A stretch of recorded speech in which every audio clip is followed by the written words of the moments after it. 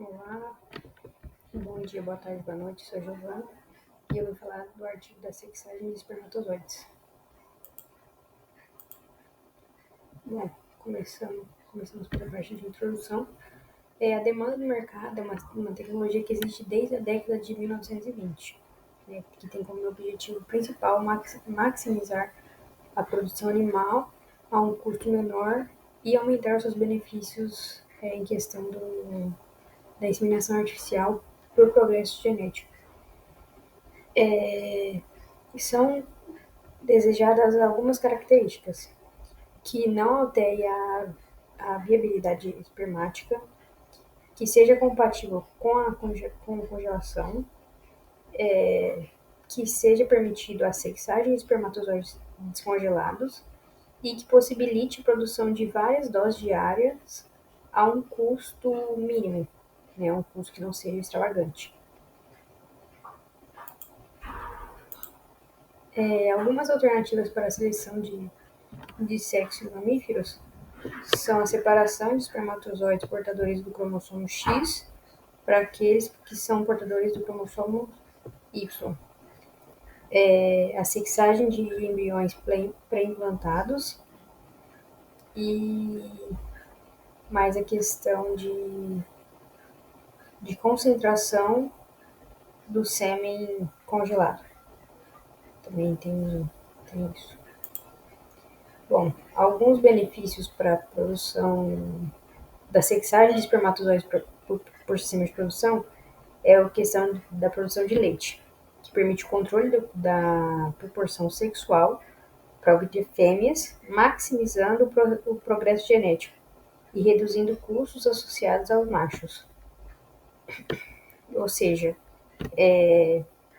para os produtores de gado é mais rentável ter fêmeas do que machos, porque a fêmea pode produzir leite e também servir para o progresso genético. Minimiza também o custo do teste de progênio na produção de in vitro dos embriões, o PIV. Em questão da produção de carne, nós temos a maximização da produtividade, que permite a maior proporção de machos, né? Então, quando se trata de produção de carne, os produtores de gado, né, as fazendas de gado, são preferencialmente questão de machos do que de fêmeas, igual anteriormente eu havia dito na produção de leite. Nesse caso, na produção de carne, a questão de macho é bem mais preferencial, devido ao peso morto, ao maior peso morto, né, quando se trata de carne, e um maior valor econômico também. Pode ser utilizado fêmeas para o uso de matriz, então elas vão servir só para questão de reprodução e produzir cada vez mais bezerros e bois em programas de cruzamento industrial, a semelhança a sistemas de produção de raças puras. Também permite-se que cada matriz produza uma bezerra, ou várias via MO. Na primeira gestação, ela deve ser abatida após o desmame, otimizando então a questão de conversão alimentar, para que eles não gastem com a questão de ração, de ter que ficar alimentando ela, enfim.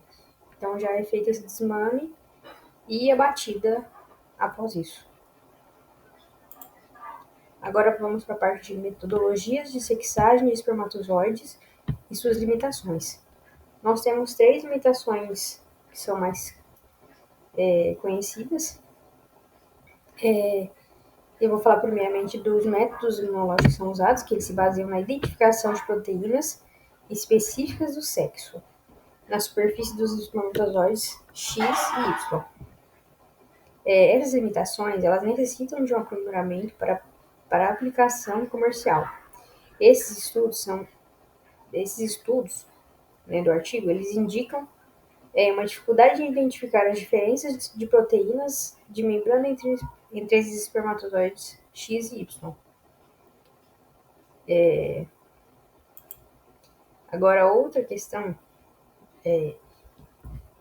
com base nessas limitações, também tem a ver com a citometria de fluxo, que tem como princípio, ele se baseia na diferença de conteúdo de DNA entre espermatozoides do tipo X e Y, cerca de 4% em bovinos, detectada por um corante fluorescente. Ela tem uma vantagem que é alta acuidade de sexagem, cerca de 90 a 95%. Mas também tem suas desvantagens, como uma baixa na taxa de produção, que ela começa lenta, então já não é rentável, e, e vai piorando a cada hora.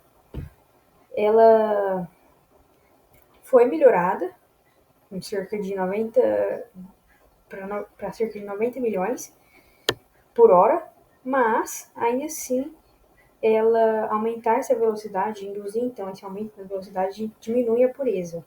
Então não é rentável, não é você induzir essa velocidade a mais, não traz uma rentabilidade, você só perde com isso, porque você diminui essa pureza.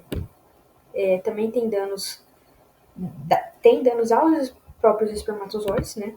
Que é um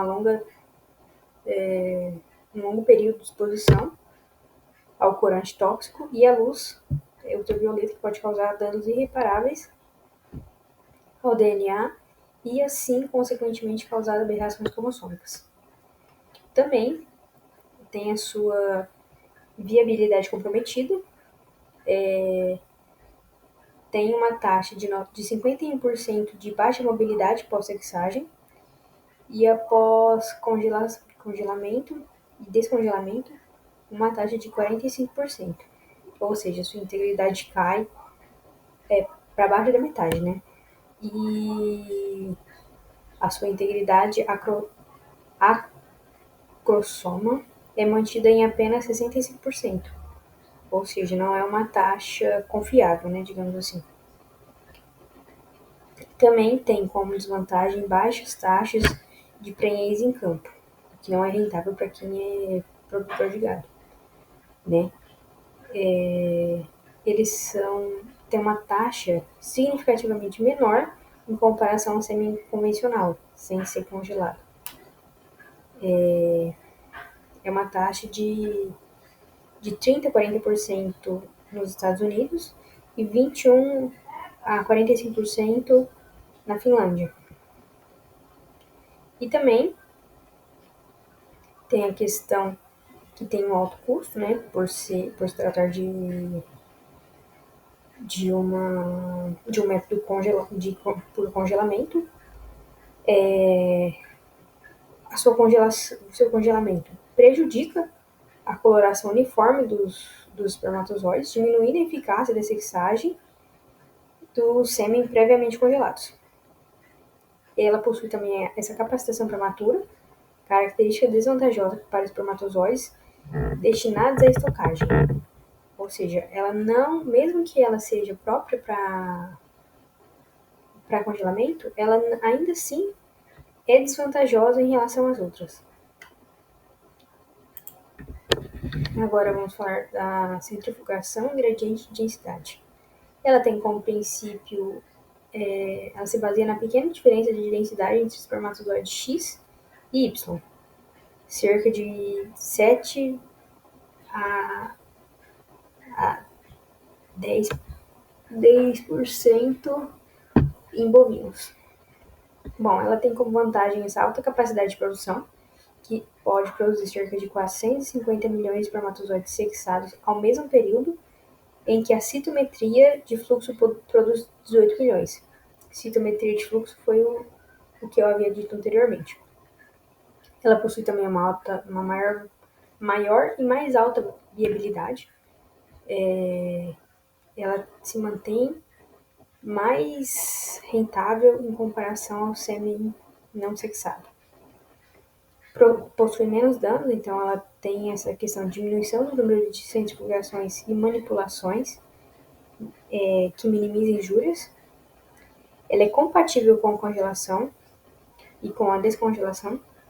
Ou seja, ela pode ser usada semi-congelado, mesmo após o descongelamento, e permitindo o uso de touros provados.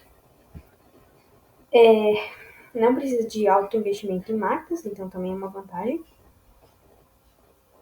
Exemplos de e-mail, como cita no artigo, tem o Percol. Eles utilizam da separação dos espermatozoides dos, em bovinos portadores do cromossomo X e Y, que resistiu a 10 camadas de solução de Percol. E componentes iodinatados como ioxidanol. Ou seja, ela tem 81% de pureza. Bom, agora eu vou falar sobre alguns desafios na aplicação comercial. A aplicação comercial, ela ainda é restrita e detém essa demanda mundial, que não são muitos países que estão preparados para essa questão. O seu maior problema é o número de espermatozoides por dose. São doses sexadas com baixo número que podem inviabilizar o uso de IA convencional, devido à legislação que exige no mínimo 10 vezes 10 elevado a sexta espermatozoides viáveis por dose. No Brasil é mais interessante essa questão por se tratar de uma metodologia de baixo custo e que atinge a acuidade de 75%, mas com índices de fertilidade satisfatórios em condições variadas de manejo. Questão da biossegurança, a expansão de rebanhos através de PIV e sexagem com animais de fora podem aumentar a exposição a patógenos e doenças. Então é uma questão que se deve manter ali em segurança. Agora eu vou falar sobre algumas questões de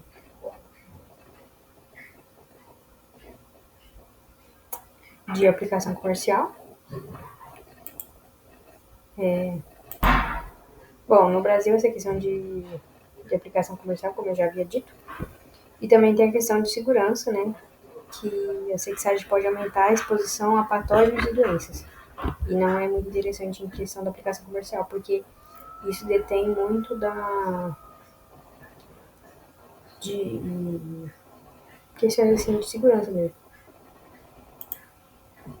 Agora, por fim, para finalizar, para concluir o nosso artigo, vou falar de perspectivas futuras e vantagens ideais da sexagem, especialmente via centrifugação, que é o ponto principal do nosso artigo. Bom, essa produção em escala comercial por centrifugação em gradiente de densidade, ela não compromete a capacidade fecundante dos espermatozoides, ela possui uma comercialização por inseminação artificial tradicional com taxas de prenhez de pelo menos 50% em bovinos de leite e 85% em bovinos de corte. Possui essa utilização em PIV, com altos índices de clivagem, desenvolvimento embrionário, acima de 72%, 75% e 30%, respectivamente, baixo investimento em equipamentos. E é isso. Obrigada pela atenção. Consegui, acho que, passar um pouco do que foi esse artigo para mim, essa leitura muito boa. E é isso, muito obrigada.